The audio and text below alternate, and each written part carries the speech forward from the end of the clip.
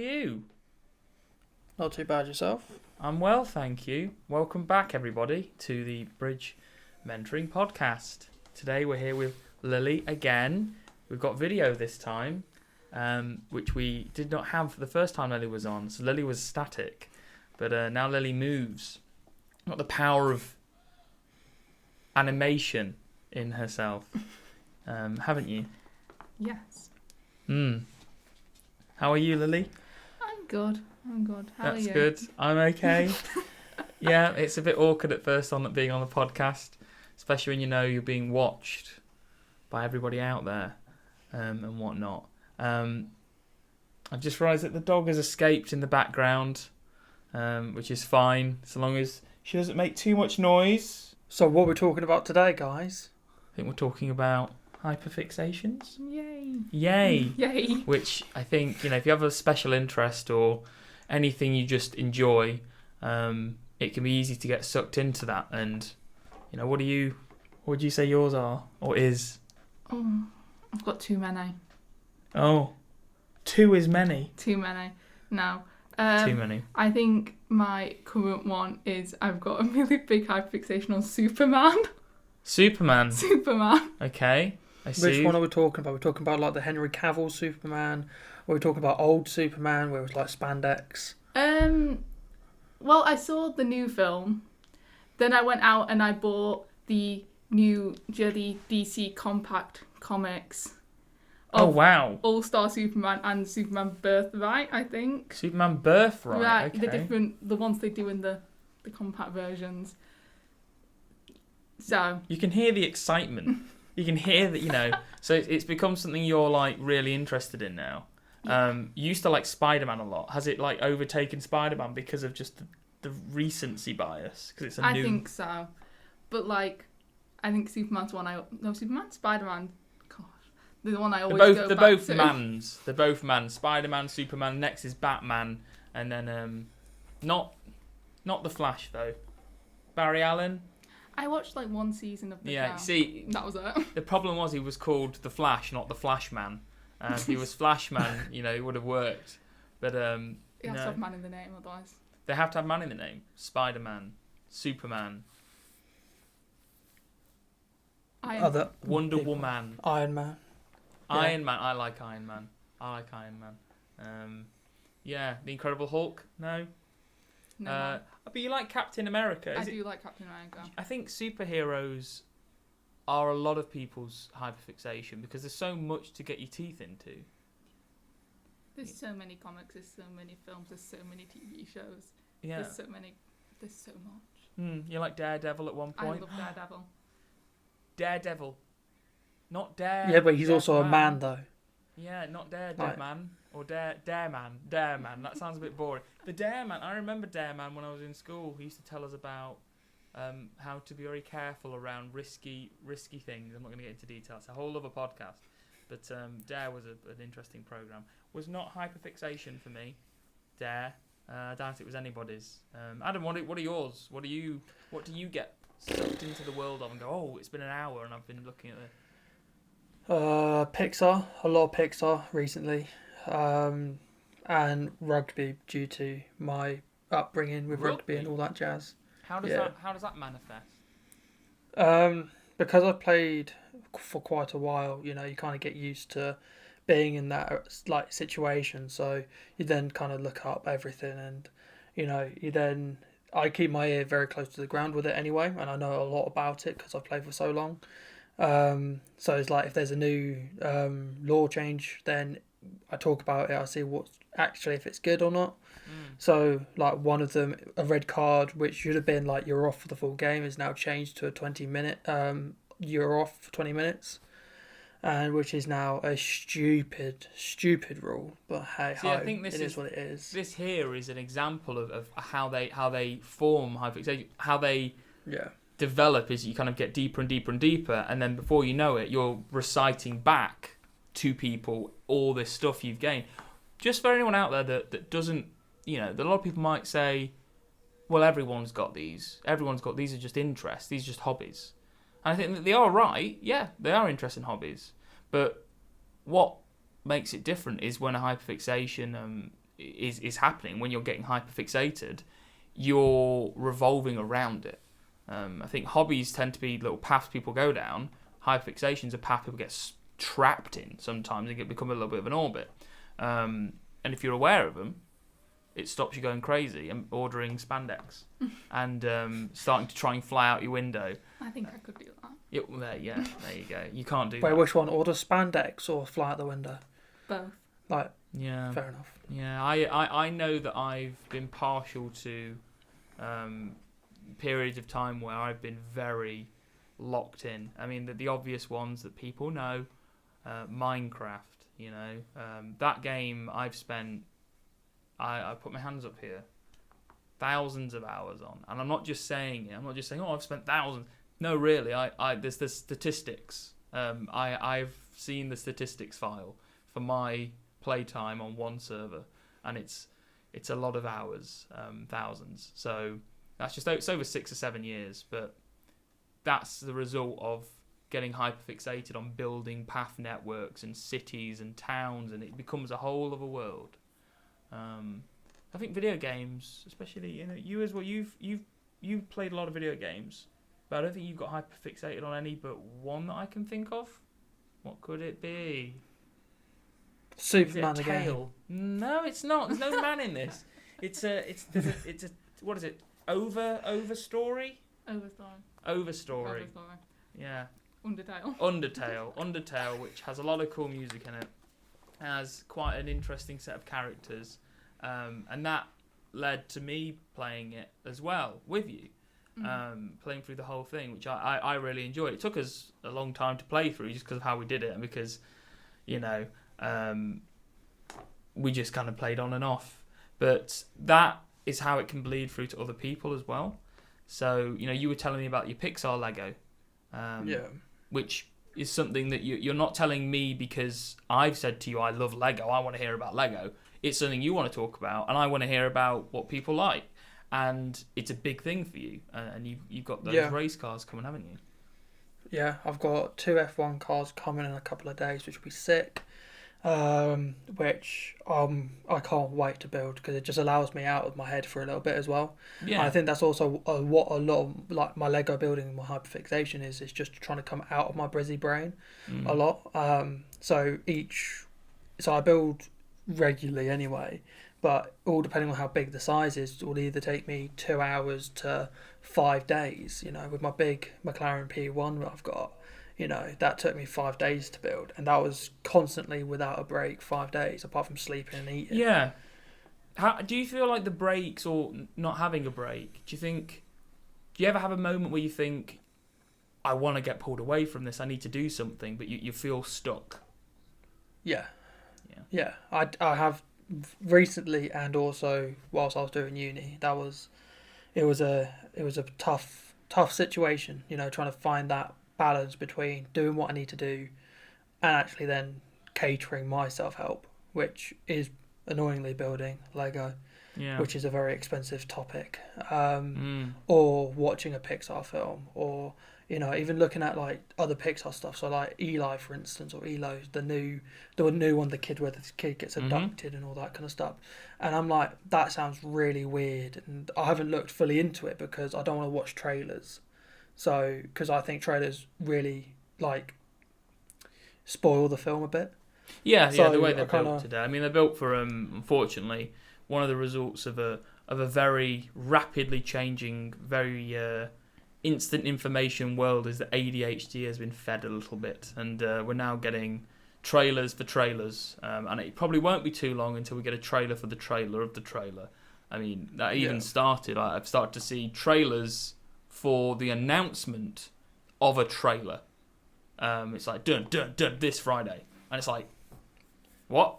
Yeah, it's a bit of a weird thing. Yeah. But I will say though, in that film, I have seen one thing which I'm so happy to see for a Pixar fan, is that they brought back the bloopers that they used to have back in the 1990s. No, they're animated, yeah. Yeah, so if you remember watching Toy Story 2, for instance, at the very end of Toy Story 2, you've then got a bunch of bloopers of like Woody falling into the tape hole, Stinky Pete, which has now been removed due to now modern day connotations, all of that kind of stuff, and it's just really funny stuff. Mm. And they haven't done it for years, and they've now brought it back for this one film, and I'm kind of hoping that'll be brought back in to others, because then it gives an old Pixar fan like myself that bit of like ooh kind of situation at the end of the film. Yeah, I mean, I'm sure. I think Disney and Pixar are definitely very commonplace when it comes to people's hobbies, obsessions. Some would say. I wouldn't say addictions, but hyperfixation. I'm just wondering what we can tell people. How can we spot when it starts to get problematic, unhealthy? When do you start watching Superman too much? When do you start pretending that it doesn't matter that you need to eat? You're kind of playing. I'll give an example. So, I like video games, and there's a game I played called Warframe, which is very... I mean, it's one of these games that you play and they hook you in. And they hook you in with systems. But the systems are more fair than other games. I'm very careful of this to see, to make sure that I'm not playing a game that's got its teeth in me. That is, they want more money, they want you to keep rolling a dice. It's a game where you know what you get, you know what you pay for if you do pay. But that game, I got hooked into the loop of fishing and then going around and doing missions, and it becomes a whole loop. But I've seen when that becomes a problem, and the way I got around it was just making a list of everything I do want to do, so I know what there is to do, reminding myself it's not going anywhere, and then saying if I want to have fun, if I want to play this game and have a good time, I can't just sit there and play it indefinitely. I need to arrange my life so that I know I'm drinking, eating, I'm doing what I need to do, and then this is there for me when I get back. And I think a lot of people kind of fall into patterns of, resisting the outside world just because they want to. I think games are the big problem with that, because movies, you can't really keep watching a movie forever. Whereas a game you can keep playing, in theory, forever. Yeah, I'm always very noticeable though, because my body always needs the food anyway, because I'm using so much energy during the day. You're a human. So That's why you need to eat, because you're a human. You're a machine. You're a biological machine. So, but it's like to the point that I've never gone a day without eating or like forgetting to eat. Drinking, water and that, normally every day. Like, I do normally forget to drink. But that's also due to I'm either busy, not thinking about it, or whatever. That's not due to my hyperfixation. That's just because my brain's like, I need to figure out this. But eating, I eat too much. It's great. But it's to a point where it's like, I played Far Cry 6. And that's a very good game to just get your teeth stuck into, because you've got so much going on. And then if you then play the rest of the Far Cries as well, they are the exact same. They're fantastic. And I love playing them because of... You're not saying it's a hyperfixation for you? No, because I've already done that, been there, and I did it. But that's same with like Red Dead Redemption. That's an example of how to do play things healthily. You played through it. Not that being in any way kind of fixated on something can be unhealthy. I mean, it can. We know it can be, but it can also be perfectly fine. It can actually be a source of a lot of enjoyment. But if you got stuck on that, you might not play other games, or you may never move on from the one game that you really like, because you get fixated on it and you spend too much, so to speak, time on that. I did spend too much time on Portal 2 back in the day. Okay. Because of it was a difficult game. Like, it was a puzzle game. I like puzzle games. But did you get fixated on it, or was it just challenging? Both. Because I was trying to figure out all of it, but then after I finish it, I'll go back again and play it because I really enjoyed it. Yeah. And listening to Stephen Merchant is just a really nice, comforting thing for me. See, talking about playing through them again, Stephen Merchant's great. I used to listen to the Ricky Gervais show and all the audiobooks, and that was for me a fixation, because I had them all playing all the time. And I mean all the time. Whenever I had a moment, I would be playing one of them. Even now, I can quote parts from it. See, I'm now tempted to actually do that. But there's just so many things they say, and they're not particularly quotable because they're a very out of context, weird thing. But You know, we had an ant problem in the garden. That's one of the things that ringed in my brain as a little bit of a worm, because Carl says that on the podcast about having an ant problem in the garden, and then he goes on about it. Anyway, it's still there. You can tell it's still something that's a little bit in my mind, a bit of a fixation, because it's been there for years and years and years. We're talking 15 years. This has been in my brain, and I listened to it last about 3 months ago, and I went to sleep listening to it because it gives me comfort. Well, I think that's also for the point with like movies as well. Like I know a lot about like Finding Nemo's like dialogue, Monsters Inc. and all that kind of stuff, because there's so many quotable moments from Monsters Inc. And Finding Nemo. So one of them is when you meet the abominable snowman for the first time, which is then John Ratzenberger. It's like, welcome to the Himalayas, kind of stuff. Or that, put that thing back where it comes from. Also help me. It's a musical. Very good, yeah. Yeah, and it's one of these things, and I do have them in my head, but it's also like music as well. Music is a very big hyperfixation, which kind of works well with my radio situation. Well, you say it works well with your radio situation as if it comes after. I'd argue it's the other way around. The radio thing works well with your hyperfixation. Yeah. So I play a lot of sometimes 80s, so like Casey and the Sunshine Band, for instance, or Katrina and the Waves. You know, all the films that have been on there, like Guardians of the Galaxy, all of that kind of stuff. I can see the whole thing when I'm listening to it. Annoyingly, a great one is Magic by Pilot. You know, that oh, it's magic. You know that one. You can't believe it's not so. It'll make you sing on a podcast.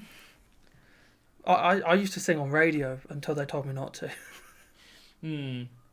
Yeah, it'll be one of those things where we've got a caller calling in and they say, who sang that? Oh, well, it was Mark. It was Mark. And oh, wait, they've also said, let's keep it that way. Oh, okay, right. I see what you're saying there. Thanks for the text, Audrey. Yeah. I'll stop. It was literally like that we had so many complaints, so we got told not to. Yeah. Funnily enough, not just me, because there was other people who were doing it as well, so go me. But yeah, no, so. So in the past, when you've had hyperfixations on things, I mean, you've got a lot of things around your room and everything, I know that. Yeah. I think that kind of enriches your life a lot if you kind of healthily pair it with your day-to-day. Would you say it's been positive having things you like really lock onto? Like, you know, is there any TV show, any characters, any particular box sets of movies or TV? I say TV show that you like. No, actually, there isn't. No. But, well, I mean, I've got the entire box set of Supernatural just in my bedroom. No, just coincidence. That cost me like 150 quid. Yeah, what would lead you to buy that then? What would lead you to buy that? Do you know what? No, but like, I don't even watch it. Like, I do, no, not the box set. Mm-hmm. The box set's just there. Mm-hmm. But I think, because, like, I used to watch it every single day. I'd come home from college and I would watch it every single day. And it made me so happy. Case in point. I saw it and I was like, I'm just going to get it because it's nice to have in my room and remind me of, like, what I like. Yeah. Do you know what I mean? Like, yes, and you can tell me everything about, you know, particular characters and particular narratives, and, you know, I'll see a clip every now and again and I'll mention it and you'll know roughly where that probably is from. Like I saw a clip recently where they're sat in front of themselves from another universe where they actually made money from what they've been doing, and they become very wealthy. Oh yeah. I can't remember exactly. Okay, so I'm testing you there. I'm pushing. Don't test me. I'm pushing you. Like, what episode? Timestamp. I know the early stuff, and it gets to later seasons, and I kind of forget. But... Yeah. But yeah, no. There's a lot of episodes of Supernatural. It's like Rick and Morty. I can tell you all about Rick and Morty. I mean, I watched them all at least twice. Same for Black Mirror. I watched Black Mirror twice, but one of them I actually had such a fixation on. And this is where it can be good or bad. That when I went to university, I was in somebody's flat and I mentioned it to them. They said, "Oh, that's interesting." I said, "Oh, have you got a laptop?" "Okay, cool, we've got the laptop out." But before I knew it, I was sat with the whole flat watching Black Mirror with them and explaining core concepts of the episodes. And in that case, it was very good for me because I made friends and they thought, wow, he knows his stuff about this. But if they didn't want to hear about it, or if I did pick up on the cues that they didn't, that could have been the opposite. But yeah, so little fixations. I mean, you mentioned earlier Far Cry and Portal, and you played those games.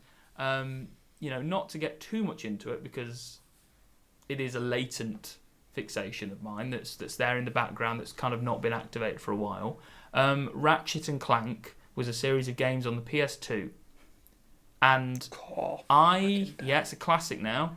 Now here's the interesting thing: as a kid, it was normal to me. As an adult, I can see how this isn't normal, and I don't even know if my parents know this. There is a symbol on a save file, right? And I had multiple. You had about 5 or 6 save slots, and I had multiple save slots. I don't know why. I think I have a theory why, but there was an R, meaning repeat. And if you get R1, it means you've done the game once. I had saves with R36, R42, R15, just multiple saves. I played through the game about 100 times. And I think people sometimes overestimate how much they do things like that as a kid. They say, I used to play it forever. I clearly did, because I had repeat 36. And I booted up the PlayStation about 2 years ago. And I looked and I was like, what? I played through it like a total of 78 times? That's one game. There's multiple. And I did the same on all of them. I just loved it. I used to play it every single day. I also apparently watched Chitty Chitty Bang Bang every day for a year. Wow. Yeah. Don't remember it. Fair enough. But I know the songs. Toot Sweets, Toot Sweets. Toot Sweets. Right, now we just need Lily to sing on the podcast, and we've got the triple. Yeah. That's all we need now. Sing the Superman theme, Oh, I don't know the Superman. He's a Superman. He's super strong. He's got laser vision and cold breath. I tried not to go high pitch there. Tried to keep it flat. No, yeah, that was good. Yeah. I liked it. Less singing, more spoken word. I also made it up. That's Okay. not his theme. That's not his theme. It could be his theme, though. You should. Yeah. I don't know what I was going to say. I should. You should just become a voice actor / singer. Yeah, I've done a little bit of that. But in summary, hyperfixations, this and that, there's all sorts going on. I think that the difficulty in this particular instance, in this podcast, is we all here... Got a bit of dust on my shoulder. We all here, it's been there the whole time, we all here have a form of neurodivergence, or ASD. Again, we spoke about language in last week's podcast. I spoke with Ebony about language. There's a lot of ways of talking about this. And if language is your hyperfixation, I imagine you've got a lot of thoughts. But that's just the way it goes. But the reality is, it's going to be hard for each of us to try and balance what amount to talk about of our own interests, because it overwrites your kind of ability to process and plan, I think. Well, I say I think it's kind of part of the idea is hyperfixation. It's a fixation to a hyper extent, So it's getting locked onto things. So when we start talking about things, it can be pretty easy to just keep going. I'm surprised Lily hasn't talked us to death about supernatural or Superman. I just love Super and man, and there's 2 men in Supernatural. You just love... I love Super. Super men. That's why I tried to keep quiet, because I know if I start, I can't stop. Supernatural men. Ghosts. You'd love Casper, the friendly ghost. I hate Casper, the friendly ghost. Okay. He scares me. Doesn't add up. No, I had a sticker, like a weird bumper sticker on my door for the longest time, and it glowed in the dark. When I was like 5, it used to really scare me because I just see like this glowing Casper. I see.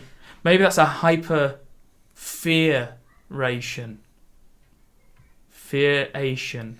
That doesn't sound right. It doesn't. But talking about things we get scared of, while we're on the topic, I used to have a little vampire boy on a book.